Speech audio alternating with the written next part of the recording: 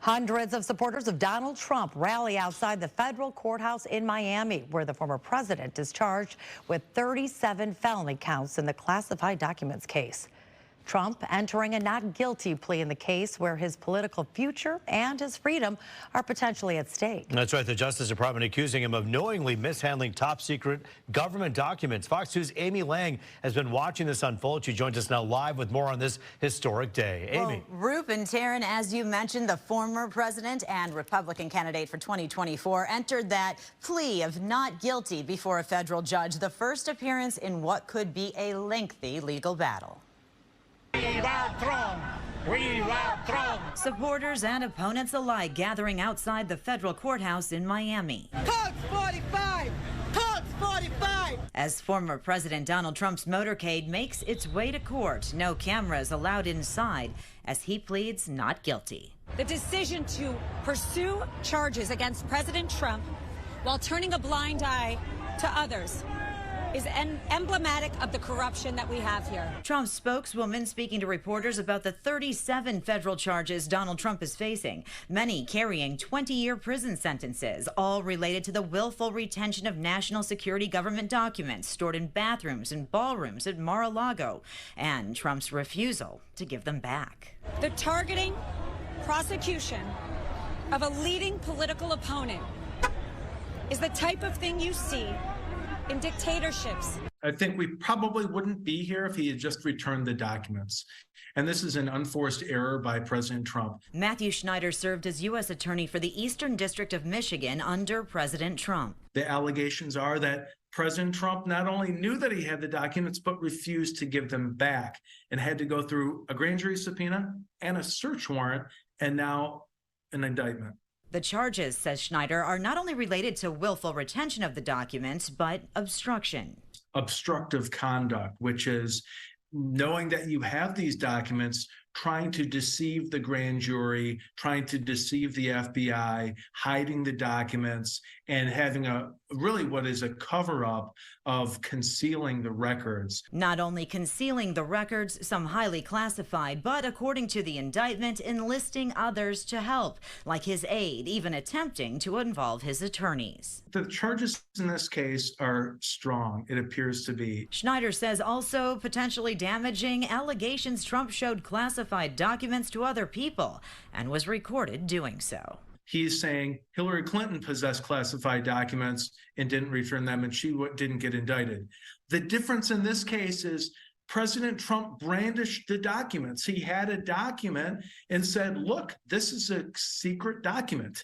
And he allegedly showed people documents. These people did not have a security clearance. The person didn't just possess the documents, didn't just fail to return them, but actually showed other people. And the government's position is that's very damaging. Well, after his court appearance, the president made a stop at a cafe to shake hands and pray with his supporters. And here's what he had to say. They have a country that's got nothing but problems. We're a nation in decline, and then they do this stuff. And you see where the people are. We love the people, and you see where they are. You see the crowds and everything else. We have a country that is in decline like never before.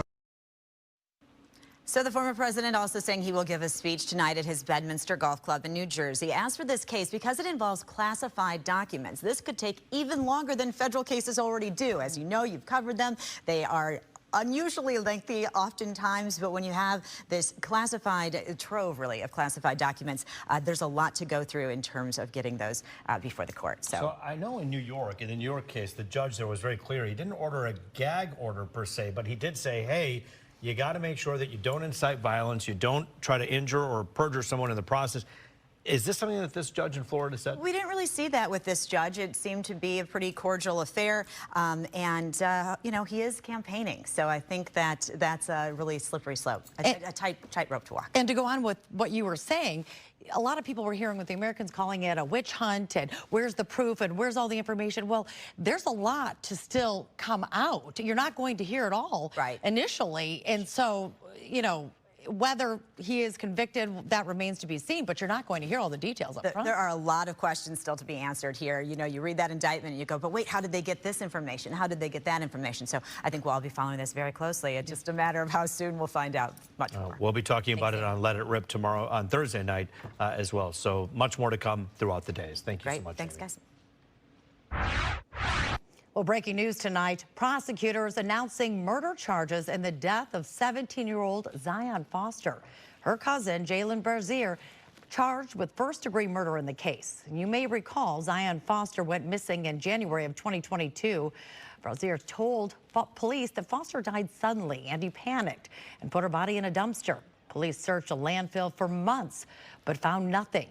Brazier was convicted of lying to police during the investigation, spent 9 months behind bars, and was released. Well, some more rain and clouds around Metro Detroit today. It seems our summer weather is taking a bit of a break. Here's how things look over at the Berg Historical Park out in Southfield. As you can tell, gray skies, and yes, it looks as it feels out there, just cool and a little bit dreary as well. Yeah, we still have yellow lawns out there and plants that need to be watered, so we could use a little bit more rain. Let's check in now with Weather Authority Rich Luderman to see what's in store. Hey there, Taryn and Roop. Yeah, sun and clouds today, but showers and thunder showers have blossomed up this afternoon, the heaviest of which right now up in the Thumb region. Notice the steady rains out over Lake Michigan, but this unsettled pattern is going to be with us for the rest of the afternoon and for the evening hours. Certainly some heavy downpours right over Oakland County around Waterford, some heavy downpours up along I-94 close to Marysville and Port Huron. Even some rumbles of thunder, perhaps some small hail. We're not expecting any severe weather, but much needed rain is actually quite welcome. 69 degrees for us, 66 in Lansing. Look at that, 56 up at the tip of the thumb. Live pictures from Mount Clemens. Looks rather unsettled out there with Old Glory flapping around. 51 degrees will be the overnight low, but more showers likely this evening. Now tomorrow is a beautiful day, sun and clouds. Thursday, more showers likely, and then a great stretch for the weekend ahead. Roop will check it coming up in 10. Rich, we'll talk to you then. Thank you. Detroit's iconic Fisher Building going green and white. Michigan State University is now the newest majority owner. MSU announcing it paid $21 million for 79% ownership of that building, as well as 2 adjacent parking lots in the Baltimore garage. The school is using money from its endowment fund and plans to set up a startup incubator inside the building. The Fisher Building was designed by legendary architect Albert Kahn in 1928 and is actually a National Historic Landmark. The state tourism industry wants schools to reopen after Labor Day, but the K-12 lobby is finding very hard to repeal the mandate. And now, Taryn, there's actually talk of a compromise. Here's Fox 2's Tim Skubik. Well, let's see. Go to the beach or send your kids to school during the month of August? That is the question facing state lawmakers. For years, the tourism industry has argued to keep the school doors closed during August and then open after Labor Day. And for years, the schools have argued, let's not, and say we did. To which the tourism folks say, that means a lot of families are foregoing that last vacation and just not taking that as schools start a little bit earlier. At this read, it looks like the Democratic votes are there to repeal the mandatory Labor Day law, giving local schools the option to start schools whenever they want.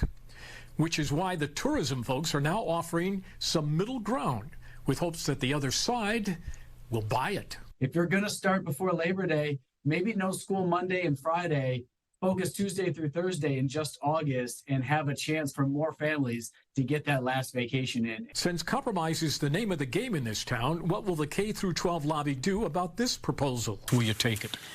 Right now, we're looking at just the straight-up repeal of the Labor Day mandate. So that's a no. That's a no right now, yes. And Mr. Spatafore is taking that firm stance against a compromise because, well, he's got the votes and doesn't need to deal with the other side. We've got the votes right now. And indeed, the K-12 lobby did have the votes. The House Education Committee voted to lift the mandate on opening schools after Labor Day and sent it to the House floor, where it is expected to be approved. In Lansing, Tim Skubik, Fox 2 News.